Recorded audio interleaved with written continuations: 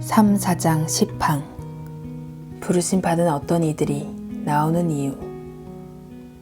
하지만 복음으로 부르심을 받은 사람들 중 어떤 사람들은 나아와 회심하는데 이것의 원인을 사람에게 돌려서는 안 된다.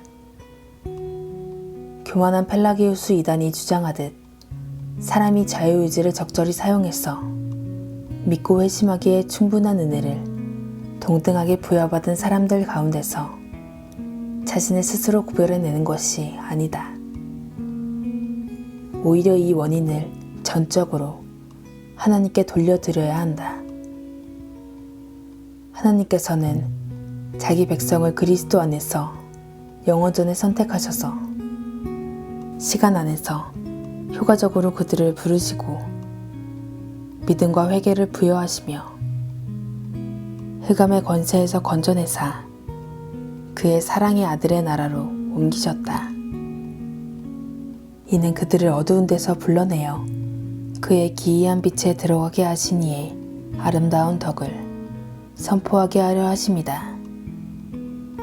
또한 이는 그들 자신을 자랑하게 함이 아니라 사도들이 여러 곳에서 증언한 바대로 주 안에서 자랑하게 하심이다. 나사로의 이야기는 우리를 매우 겸손하게 합니다. 성경은 우리를 예쁘게 그리지 않습니다. 성경은 우리를 죄와 허물 가운데 죽어있는 존재로 묘사합니다. 우리는 우리 자신이 그러하다는 것을 믿어야 합니다. 성령 하나님께서 우리 마음에 역사하실 때 우리는 이 사실을 믿을 것입니다. 성령 하나님께서는 우리가 죽어 있으며 그리스도의 원수라는 것을 확신하게 해주십니다. 하지만 나사로의 그림만으로는 우리의 영적 죽음에 대한 완전한 묘사를 볼 수 없습니다. 나사로가 그리스도의 부르심에 저항했다는 어떤 말도 없기 때문입니다. 우리는 죄인이 죽어 있을 뿐 아니라 하나님과 은혜의 원수라는 것을 보여주는 다른 그림을 찾아야 합니다.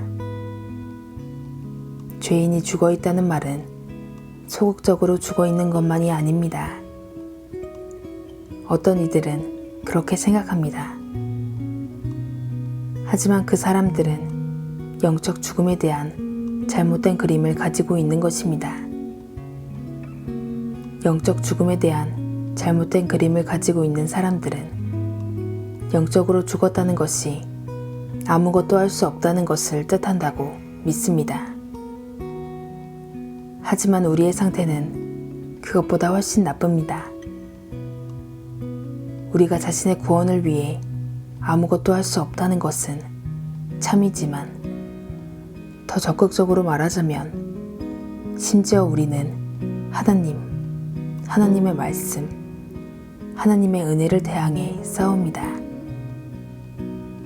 우리 스스로 선택해야 한다면 우리는 믿고 회개하라는 부르심을 받을 때마다 저항할 것입니다.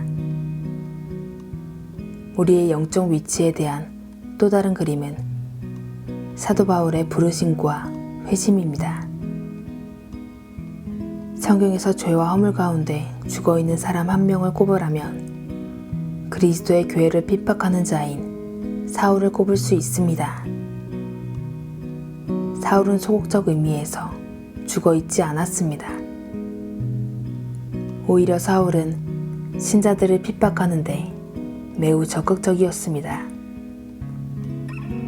사울은 신자들을 체포해서 감옥에 집어넣는데 열을 내고 있었습니다.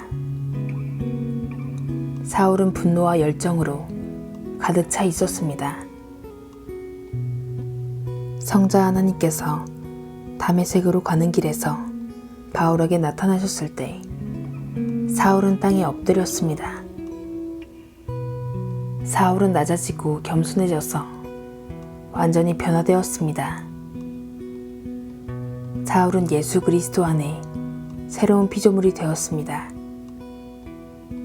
사울의 저항은 단번에 제압당했습니다. 여기서 우리는 영적 죽음에 대한 완전한 그림을 봅니다. 한편으로 무덤에 소극적으로 죽어있는 나사로는 우리에게 영적 죽음에 대한 인상을 단편적으로 보여줍니다. 또 다른 한편으로 바울은 주님과 주님의 은혜에 적극적으로 저항하는 당신과 제가 본성상 어떤 존재인지에 대한 완전한 그림을 보여줍니다.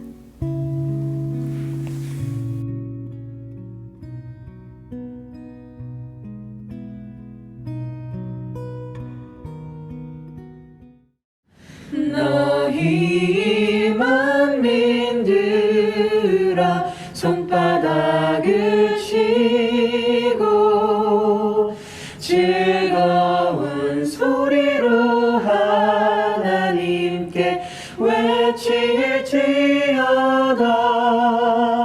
지존하신 여호와는 어미하시고